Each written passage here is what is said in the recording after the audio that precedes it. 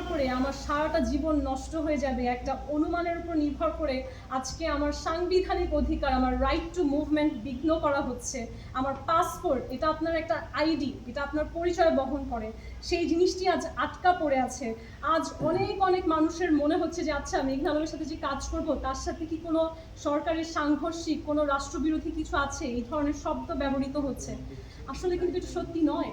In fact রাষ্ট্রের সাথে, সরকারের সাথেও আমার কোথাও কোনো বিরোধ নেই, বরঞ্চ বাংলাদেশের পজিটিভ রিব্র্যান্ডিং করার জন্য আমি বছরের পর বছর, আজ অলমোস্ট 15 বছর ধরে কাজ করে যাচ্ছি।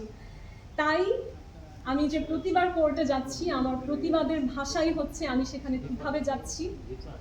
এবং এবং আমার মনে হয় যে আমাদের যারা পাবলিক, যারা দেখছে, তাদেরকে আমি বলবো যে আপনি বোরখা পরেন, আপনি প্যান্ট শার্ট পরেন, আপনি গেঞ্জি পরেন, আপনি পাঞ্জাবি পরেন, আপনি জুব্বা পরেন, আপনার যা পরে কমফোর্টেবল ফিল হয়, যা পরে আপনি কনফিডেন্ট ফিল করেন, যা আপনার জীবনধারার সাথে সঠিক মনে হয়, নিজের সিদ্ধান্ত আপনি নিজে নিন। এবং কখনোই কাউকে আইনের অসৎ ব্যবহার করে শুধুমাত্র আপনার পোশাকের উপর নির্ভর করে আপনাকে জাজ করার সুযোগ দেবেন না। এবং অন্যকেও যখন করা হবে সেটার ঘোর বিরোধ করুন। কারণ আজ যদি আমি এটা ফেস করি, আগামীকাল আপনিও ফেস করতে পারেন।